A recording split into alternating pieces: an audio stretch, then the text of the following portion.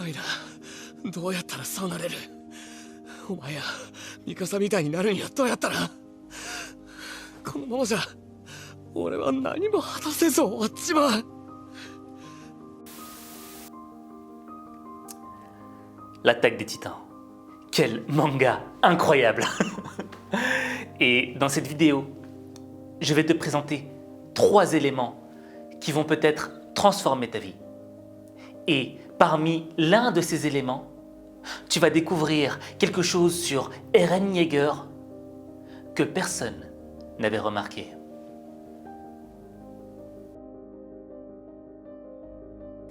Alors on va commencer maintenant avec Levi Ackerman. Alors dans cet épisode, on a vu Levi encore une fois s'attaquer au titan bestial. Et ça m'a rappelé le premier combat entre Levi et le titan bestial. Je veux dire, c'était un combat d'anthologie quoi. Levi l'a déchiré. Et à travers ce premier combat de Levi contre le titan bestial, il y a eu un élément à mettre en évidence. C'est que le rapport de force était totalement déséquilibré, tu vois. Je veux dire, Levi, il était petit et titan bestial est géant. Il prend des pierres dans ses mains, il les casse. Donc tu te dis, bon, il n'a pas trop ses chances. Et c'est là qu'il y a une vraie leçon de vie. C'est que c'était un petit peu le combat de David contre Goliath. Mais l'idée, c'est quoi? C'est de ne pas regarder la force de l'adversaire, mais de se concentrer sur soi. De se concentrer sur ses propres forces. Et c'est ce qu'a fait Levi. Levi, lors de son premier combat, il a déchiré le titan bestial parce qu'il a combattu avec ses propres armes, avec ce qu'il avait. Et ce gars-là, c'est l'élite. Tu sais, il y a 2 niveaux. Tu as le premier niveau, c'est le niveau d'excellence. Le niveau d'excellence, pour moi, c'est quand tu maîtrises ton sujet. Tu vois? Et pour moi, le stade suivant, c'est l'élite. L'élite, c'est quoi? Eh bien, l'élite, c'est l'excellence additionnée à la confiance en soi et à un style qui t'est propre. Et quand tu vois Levi, il a confiance en lui, il a son propre style et il maîtrise son sujet. Ce mec-là, c'est l'élite. Et ça veut dire quoi? Ça veut dire que quand tu auras un gros projet, quand tu devras faire face à des difficultés qui te paraissent énormes, qui te paraissent vraiment indestructibles, tu dois te reconcentrer sur tes forces. Tu dois te focaliser sur ce que tu as et non pas sur ce que tu n'as pas. Parce que ce que tu possèdes déjà pourrait peut-être t'aider à remporter la victoire. Et tu serais surpris de découvrir toutes les forces qui existent en toi. Et ensuite, il y a le deuxième combat face au titan bestial. Et là, on se dit, c'est bon, le titan bestial, il a l'expérience, il sait que Levi est un ouf. Donc, il va se méfier.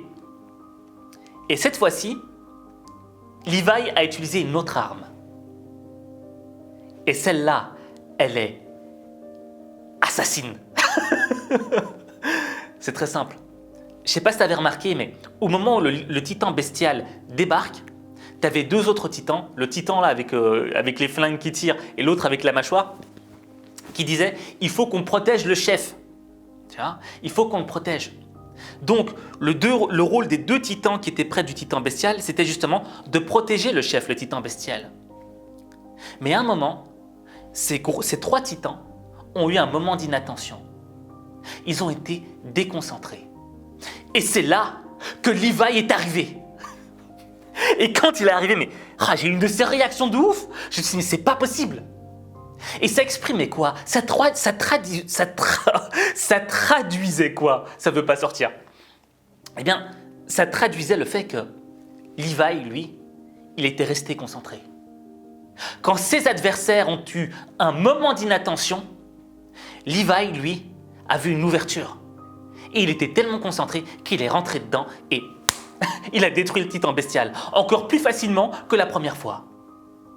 Et ça, c'est la deuxième leçon de vie.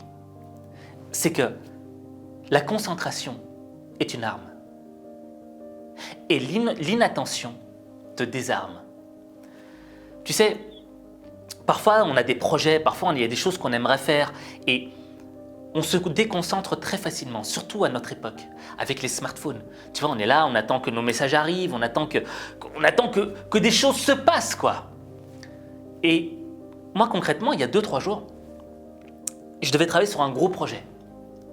Et je me suis laissé déconcentrer par mon téléphone, tu vois. Je voyais un premier message, je répondais, deuxième, je répondais, tu vois. Et je me suis laissé aspirer par mon téléphone.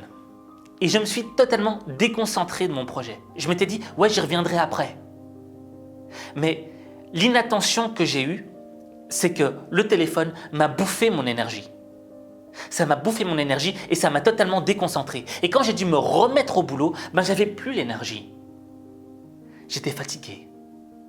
J'étais désarmé pour entamer mon projet. Donc, la concentration, c'est une arme. Et si tu veux remporter la victoire, si tu veux réussir tes projets, si tu veux réaliser ton rêve, tu devras être concentré, focus sur ton objectif. Parce que si tu as un seul moment d'inattention, c'est une porte ouverte pour te mettre un coup.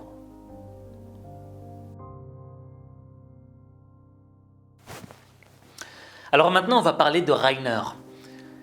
Rainer le traître. Pour moi, le traître. Pourquoi ? Tu sais, j'ai un rapport très conflictuel par rapport à cet homme-là. Je l'aimais beaucoup. Franchement, bon, je te fais une petite parenthèse. Moi, je suis dans la série. Dans ma tête, quand je regarde la série, je suis dedans, je suis avec eux. Tu vois ? C'est pour ça que j'ai senti une vraie trahison de Rainer. Parce que Rainer, c'était un petit peu le grand frère qui était là pour t'aider, qui était là pour aider Eren Yeager. Et au fait, il s'est avéré que c'était un espion, c'était un agent ennemi qui voulait du mal à Eren Yeager. Et ce qui m'a marqué, c'est que Rainer était très triste. Tu avais l'impression que le gars était en dépression. On pourrait même le souligner avec ces différentes scènes où il essaye de se tuer. Tout d'abord avec un flingue en bouche. Ensuite, il demande à Eren Yeager de le tuer parce qu'il en a marre de vivre. Mais pourquoi ? Pourquoi Rainer, ce mec qui semblait être tellement indestructible, a aujourd'hui l'envie d'en finir, de partir, de mourir ? Eh bien, ma théorie, elle ne tient qu'à moi, je pense que Rainer était en total déphasage avec lui-même.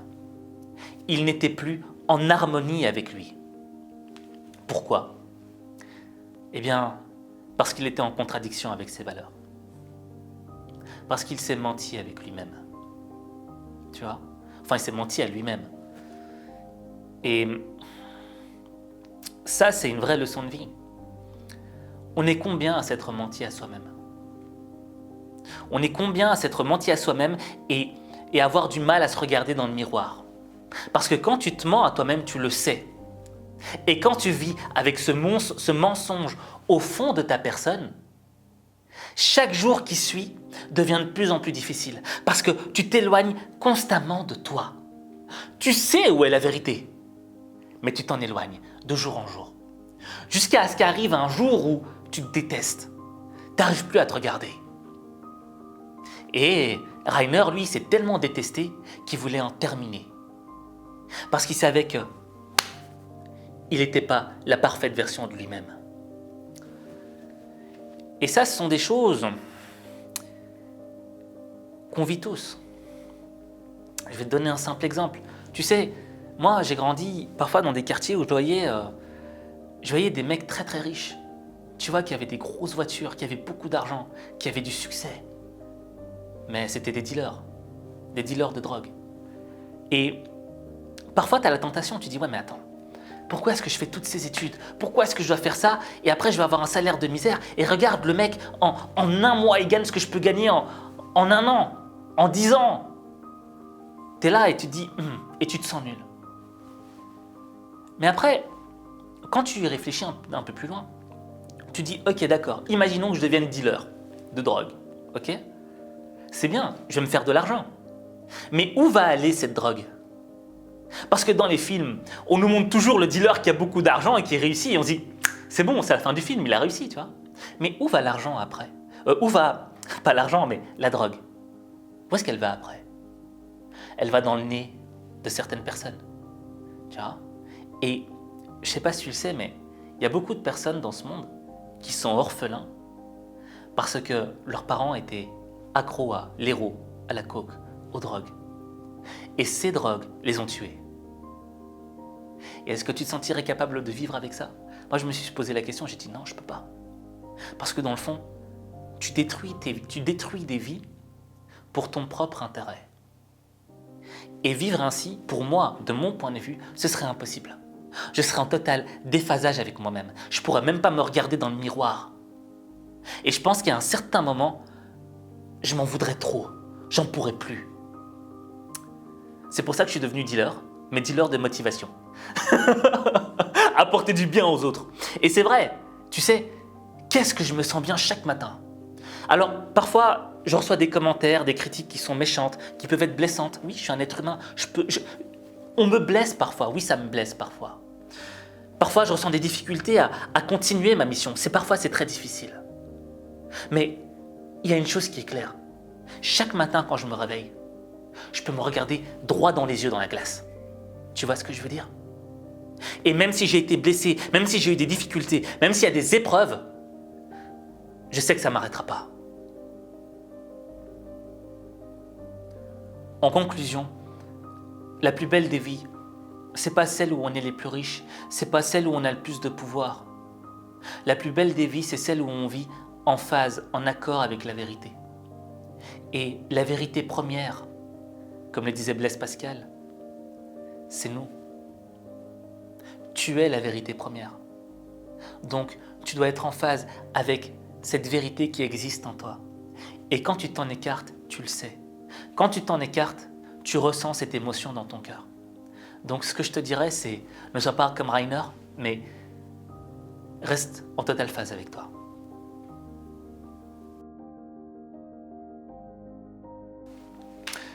Bon, on va parler de mon personnage préféré, Eren Yeager. J'aime tout le monde. Levi, Mikasa, Hermine, j'aime tout le monde.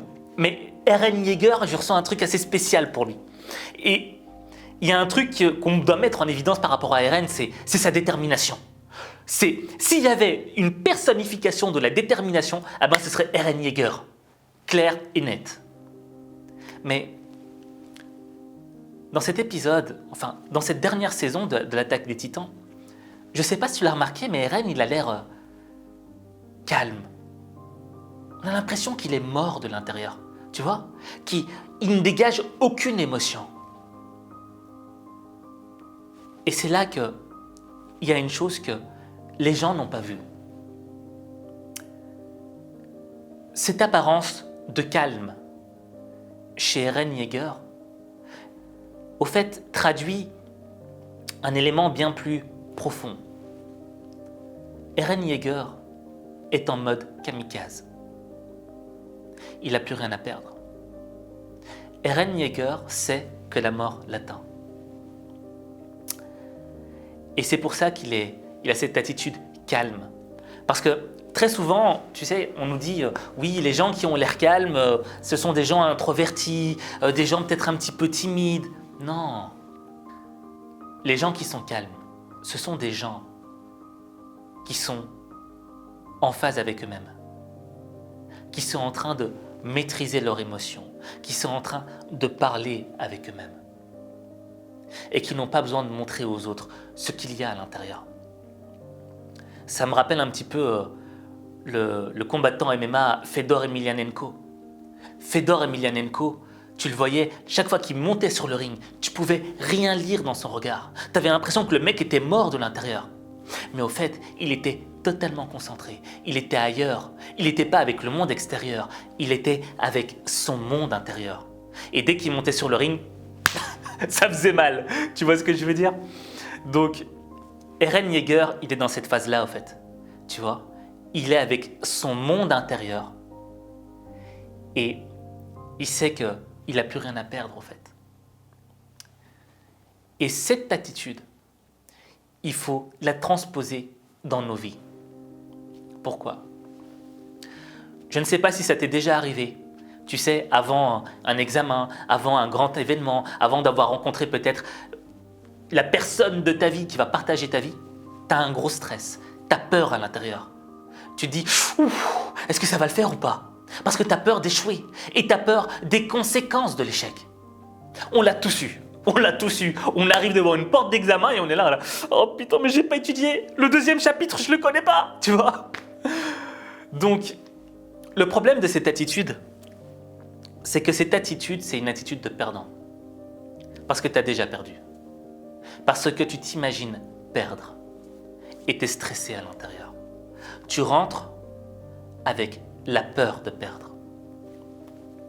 Par contre, si tu adoptes l'attitude de Eren Yeager, le calme, tu rentres dans l'arène tel celui qui n'a plus rien à perdre. Et qu'est-ce que tu peux perdre quand tu n'as plus rien à perdre?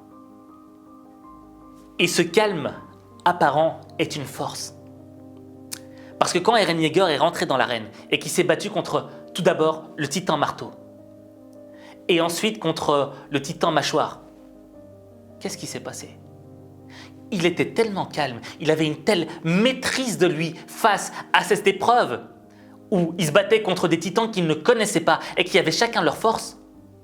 Eh bien, il a pris le temps de se reconcentrer sur lui et d'analyser l'adversaire. Et c'est cette maîtrise de lui-même qu'il avait qui lui a permis d'être assez concentré pour analyser ses adversaires. Et ça lui a permis de comprendre que le titan marteau, au fait, son personnage, là, il était sous terre.